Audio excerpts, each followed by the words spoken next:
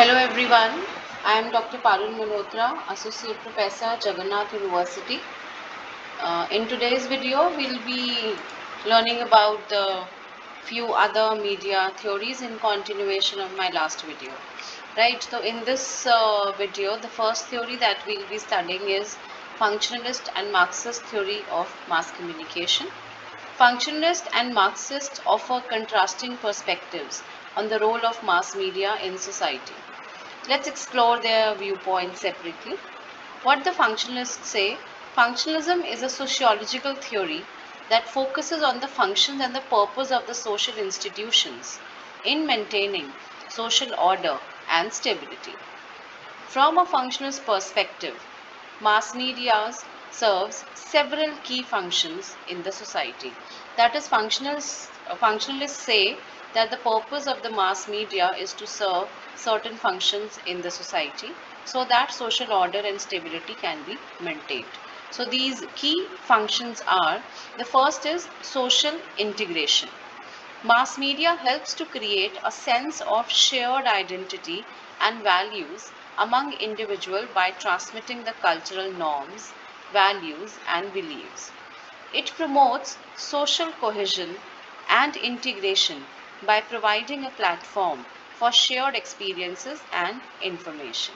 This means that mass media helps all the masses or all the individuals in the society to create a shared identity and integrate themselves into a society. And how they do it?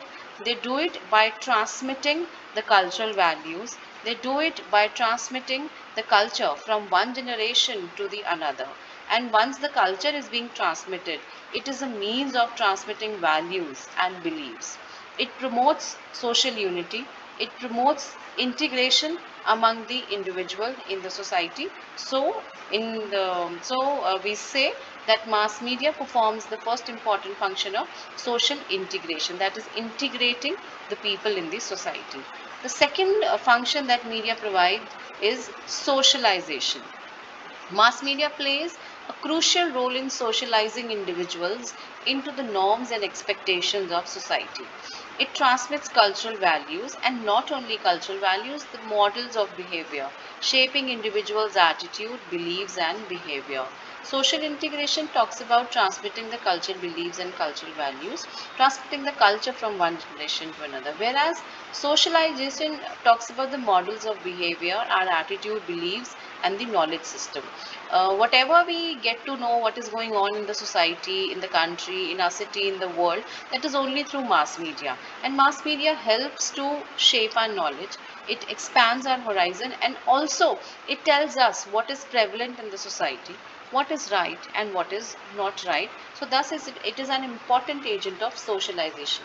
In one of my videos earlier, I have in detail talked about the process of socialization and the agents of socialization.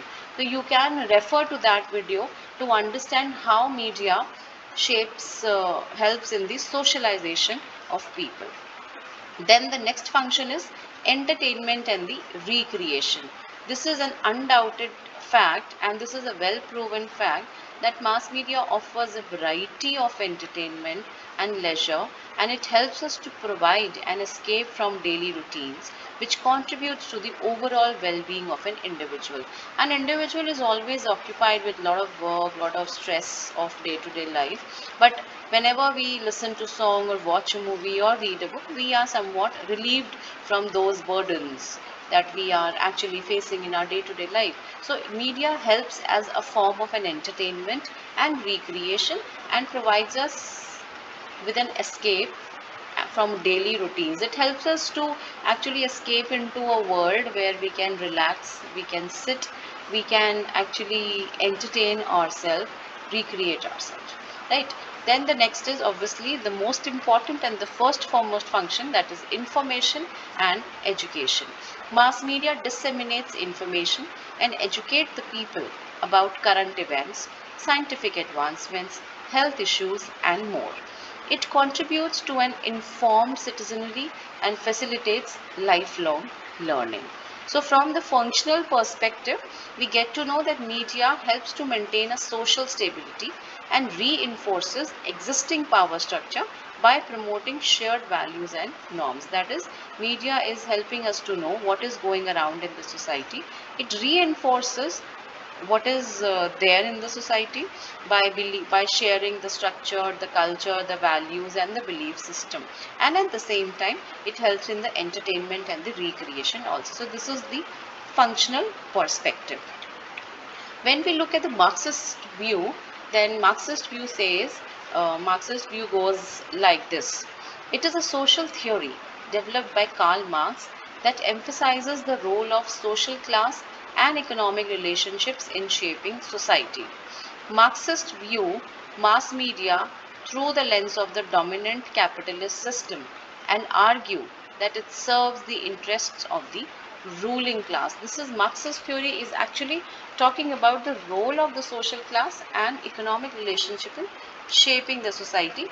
That is media's role in promoting the role of the social class. Let us look how. What are the key points from a Marxist perspective? It includes ideological control. Marxists argue that mass media functions as a tool for the ruling class to maintain ideological control over the working class. They believe that media content is biased toward capitalist values, promoting consumerism, individualism, and the preservation of the existing social order. Marxists always believed in the power of the social class, and they wanted that media to function as a tool for the ruling class to maintain a control over the working class. They always wanted that media should promote the welfare of the ruling class, the social class. They always wanted, but they also believed that media content was actually biased towards the capitalistic people, and that media was promoting consumerism in the society. The next point of this approach is false consciousness. Marxists suggest that mass media perpetuates false consciousness among the working class, distorting their understanding of their social conditions and preventing them from recognizing their exploitation. Media representations may downplay social inequalities or present them as natural and inevitable. This point explains that mass media has always propagated, always highlighted the false consciousness among the working class. They have always distorted their understanding of the social conditions, and they have always prevented them from recognizing their exploitation. So this is what was the false consciousness being created about the working class. The first thing was that they were biased towards the capitalistic class, that is, they were promoting consumerism, and they were distorting the understanding of the working class, and they were creating a false consciousness among the working class. Then third was the reproduction of capitalist relations. Marxists argue that mass media reproduces and reinforces capitalist relations of production. Media ownership is concentrated in the hands of a few powerful corporations, enabling them to control the narratives and shape public opinion in ways that support their economic interest. Next is hegemony. Marxists also emphasize the concept of cultural hegemony, whereby ruling class maintains its dominance by shaping the values, beliefs, and norms of the society through the institutions like mass media.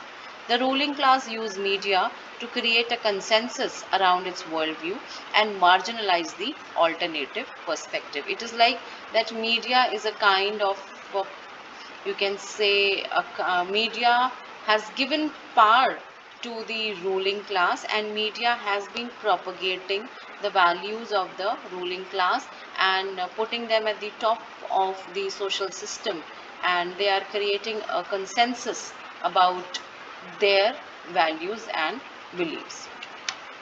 In summary, so while functionalists see mass media as serving important function and maintaining social order and cohesion, Marxist view was in utter contrast to the functionalist. Functionalist was actually focusing on the positive aspect of media serving the society, whereas Marxist believed that media is a tool of an ideological control that actually perpetuates the capitalist relationship and reinforces the social inequalities. They always believed that they were highlighting the ruling class, the capitalistic class, overlooking the working class, and they were reinforcing the social inequalities that were prevalent in the society. So functionalists talk about the positive side, whereas the Marxists talk about the other side of the coin, that it's not the social order, but media is actually reinforcing, showing you the social inequalities, the inequalities between the working class and the ruling class. So this is what this theory says. The next is the two-step and the multi-step theory of media. There was a study conducted on the presidential election in America, and the purpose of the study was focused on those elections and the people's decision making process towards the campaign. So study was actually about um on the presidential election campaign, and it was like how people decide to which that is in which party to vote and which not. So all the researchers were wanted to find out practically whether the mass media messages affect direct influence in voting decision among the people or not. They wanted to find out whether mass media affect the voting decision pattern among the people. Unexpectedly, they found that media messages like radio and newspapers have very less influence. I mean, they were in their hypothesis, they had written that people are affected by radio and newspapers, but unexpectedly, this was entirely opposite. They found that media messages were very less influential than informal personal communication on voting behavior. Based on this research data, the two-step flow communication theory of mass communication was developed by Katz and Paul Lazarsfeld. I'll just repeat what I've just said. It is that a research was conducted on a presidential election campaign in US, and the researchers wanted to find out that how the people, how the voters decide which party to vote and which party to not to vote. So they had an opinion that it is the influence of the media that helps them to shape their decision. But in their study, they found out that it was not mass media, but the personal relationship or the informal communication with various people helps to shape their decision. So they gave birth to this two-step flow model of communication, that is also called as two-step theory of mass communication. So the person in the black are the opinion leaders, and the hazy pictures of the individual in the social contact with an opinion leader. So this model explains that opinion leaders play an important role between mass media and the common individuals. That at times individuals receive information directly from the media, that is one step, simple information about anything like elections are going to happen, these two or three people are the political leaders that would be contesting candidates in your constituency or in the area. But how they worked in the last tenure, what is their background, all their credentials, they are actually being spoken by certain opinion leaders in between. So these opinion leaders are in contact with the media. They shape the reality, they change the reality, they filter the reality, they add on their own expert comments. And these expert comments are then given to the audiences, which actually helps to shape their decision. So who are opinion leaders? Opinion leader is a leader for a certain group who gives detail and information to lesser active persons in the group. In office, the managing director is an opinion leader, and in public, a political leader is an opinion leader. They interpret the information to their own group. But one thing, the opinion leader is leader only for their own group, not for all. Like Sachin Tendulkar is for the, I can say, sports lover. Amitabh Bachchan is for film lovers. Sanjeev Kapoor is for the people, those who like cooking. Manish Malhotra for the fashion people. So it's like for their own group, they are the opinion leader because they have the expertise in that particular field only, and their decision or their sayings or whatever their experiences would affect to the people of their group only, their area only. In public, political leader is an opinion leader. Here few people are not influenced by the leader and their political views and thought. These people won't support opinion leaders and get isolated from the population. Let us take an example. Suman is watching news in ABP channel. They flash the headlines with research reveals some toys lead to children's aggressive and violent behavior. That is, after using some toys, people become aggressive and violent. That day, Suman calls her little son and went for shopping, and she warns her son that some toys are not good and they make skin allergy, which leads her son to avoid those toys. So here, mass media has given the news about the children's aggressive and the violent behavior. The opinion leader here is the mom and the son is the audience. Why she's an opinion leader? Because she has an added information in the actual content, that is the skin allergy, and the son is affected by it and he does not buy the toys. So there are many examples for this, like whenever we are going to watch for we decide that we will be watching a movie and going to watch a movie. The first thing that we do is we check the critics content, critics reaction, or the critics articles, what they have written about the movie. But if the critics have written the movie is wonderful, you will always go to watch a movie. But if the critics say the movie is not worth watching, not even once, a waste of money, waste of time, then obviously the decision changes. So here it's not the mass media but the opinion leaders, those who have affected the decision. You can quote n number of examples from your life related to two-step flow of communication. Now let us come to multi-step theory. Further studies on opinion leaders led to the modification and reconceptualization of the two-step concept into multi-step flow because of the multi-directional influence of opinion leaders, not necessarily only downwards when they interpreted the media messages for audience. This means that opinion leaders not only affect the messages only downwards, but their impact is being created multi-directional. The influence was seen to be upwards also, backwards also towards the media sources when they sought to tell the gatekeepers, the editors of the newspapers, news editors of radio and TV news producers how to do their job. Also, the influence was sideways when they shared insight with the other opinion leaders also. Like I can give an example here, like if Amitabh Bachchan, he is talking about a certain movie, maybe as a critic, like a critic that this movie is worth watching or not, then he can also guide other people in his industry, maybe the co-workers, the junior workers, the senior workers also, what was wrong about the movie and how we can improvise upon the movie. And it's a multi-directional flow of information. In the similar manner, when the retired cricket persons, they are giving the commentaries and they add on their own expert comments while watching the match, they become the opinion leaders for the people like us who are sitting at home and watching the match, right? But when at the same time they are talking to people from the media, they are talking to the anchors, they are also talking to the fellow you can say teammates, guiding them how to play, how to bat, how to bowl, what went wrong, how you can improve it, then that it becomes a multi-step flow of communication, right? So this here I end this particular theory. Okay.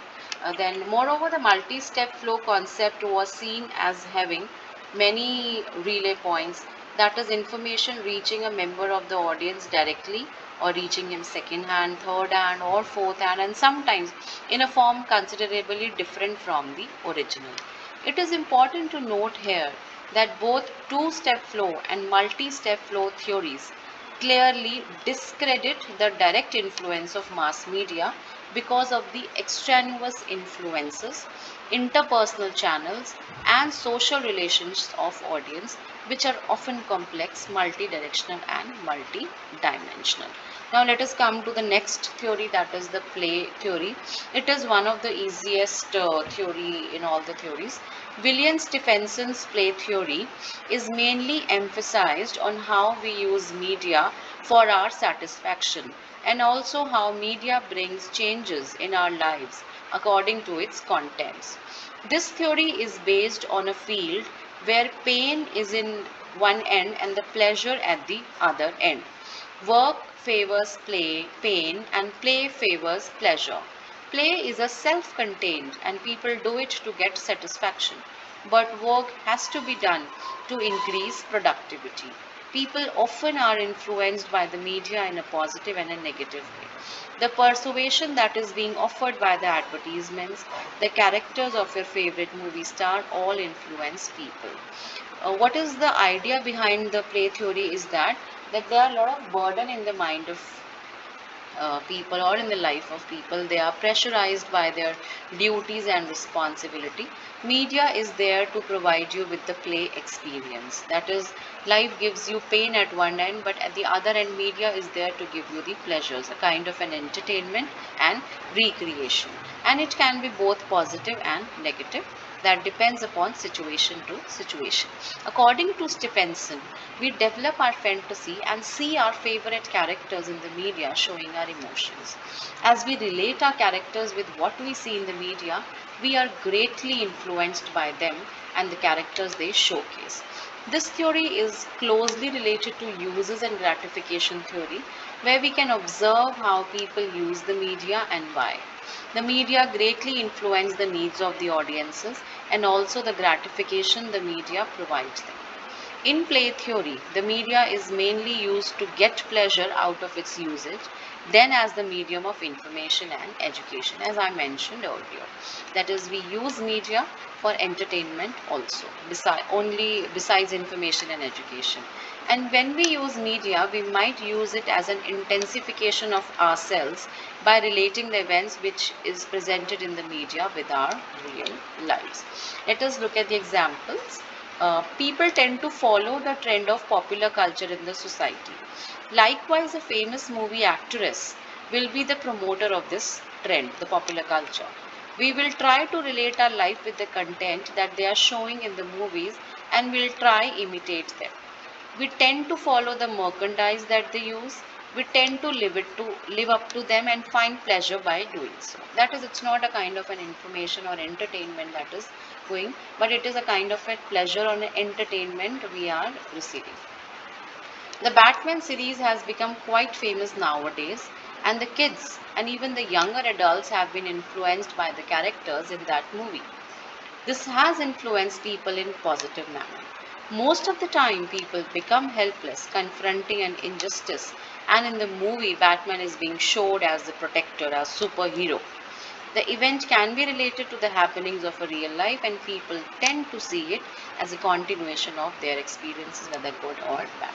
So, this example clearly explains that yes, media is there to relieve our pain, to give us happiness and some kind of entertainment and recreation. Now, let us look at the next theory, which is a kind of an extension of play theory, uses and gratification theory. You know, play theory just highlights one aspect, that is the entertainment, that we use media for entertainment only, whereas uses and gratification theory talks about that why do we use media. It is not what media is doing for us, it is why do we use media. That is, let us understand this, why do we use media. Before starting with, just jot down few points, why do you use media, then you will be able to better understand that why you use media, like information, education, entertainment, social interaction, maybe relaxation, finding value system, finding belief. It can be n number of reasons, and they will be well explained in this theory. Uses and gratification theory arose out of the studies which shifted the focus from what the media do to the people to what people do with the media. The uses approach assumes that audiences are active and willingly expose themselves to media. The term gratification refers to the rewards and the satisfaction experienced by audience after the use of media. This theory helps to explain motivation behind the media use and habits of media use. I hope all of you have jotted down the points that why do we use media. Let us put them in two categories. One is the compulsory need and one is the supplementary need, and you yourself in your notepad mention what are the compulsory needs and what are the supplementary needs. Generally, audience use mass media in two ways, compulsory and supplementary. So if you have mentioned education, information, entertainment, they all are compulsory. But if you have mentioned social interaction, extending existing knowledge, finding belief for your own values, passing the time, or maybe a substitute to a friend, then these all are supplementary users. Students, I must tell you, the compulsory need is only education, information and entertainment. The rest all needs are the supplementary needs. Like these are some of the needs that you must have mentioned here. One is getting information, learning about society, reducing personal insecurity, finding support for one's own values, gaining insight into one's own life, having a basis for social contact, feeling connected with others, filling time, gaining entry to an imaginary world, acquiring a structure for daily routine. You can also jot down whatever you feel. Out of all these needs, information, learning, entertainment are all compulsory, the rest are all supplementary. Filling time, supplementary. Gaining entry into an imaginary world, supplementary. Feeling connected with others, supplementary. Finding support for one's own value, all are supplementary needs. This does not mean these needs are not important. It is just we are categorizing them into two categories. The first thing is the important needs, and the second are the secondary, the primary needs and the secondary needs. Okay, what are the assumptions of uses and gratification theories? There are 5 assumptions of this theory. Media use is motivated and goal oriented. People always have a reason for consuming media, even if it is simply habit or entertainment. People select media based on their expectations that it will satisfy specific wants and needs. Media use is driven by individual, social, and psychological factors. Media compete with other forms of communication, especially in-person communication, for selection and use in the fulfillment of needs and desires. Today, since so much of the media we consume is mobile, that competition is more immediate than ever, as even when engaging in in-person communication, media access through mobile devices such as text messages, social networks, and apps are also competing for our attention. Because people are active media users, media messages do not exert especially strong effects on the people. Now, what are the 4 categories of the satisfaction that we are getting? One is the information. The second is the personal identification we are getting from media. We always post our personal achievements on social media, that everyone does that. Then the third is the social interaction, that is a feeling of connected with others, knowing what is going around. And the last is the entertainment. These are the 4 categories of the satisfaction that we are getting, and then you can accordingly put your needs into it, whatever you have mentioned in your notepad. Now let us look at the types of need. As we have mentioned, the supplementary uses and the compulsory uses, these are further classified into cognitive, affective, integrative, social, and the tension release needs. So cognitive needs are the needs to acquire information and knowledge or improve understanding. Affective need, or the need to have aesthetic or emotional experiences, that is feeling connecting with others, or gaining entry into an imaginative world, or having a personal identity. Then integrative needs, are the need to strengthen confidence, status, or credibility. These needs have both cognitive and affective components. That is looking for the basis for the social life or social interaction. Then social integrative needs, are the needs to strengthen relationships with the friends and the families. Tension release need, that is the entertainment, or the need to relax and escape by lessening one's awareness of the self.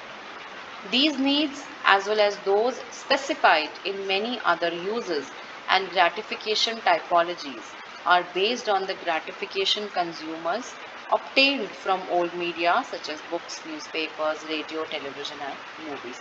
Hence, it is proved that everyone uses media for different types of needs and for different levels of satisfaction.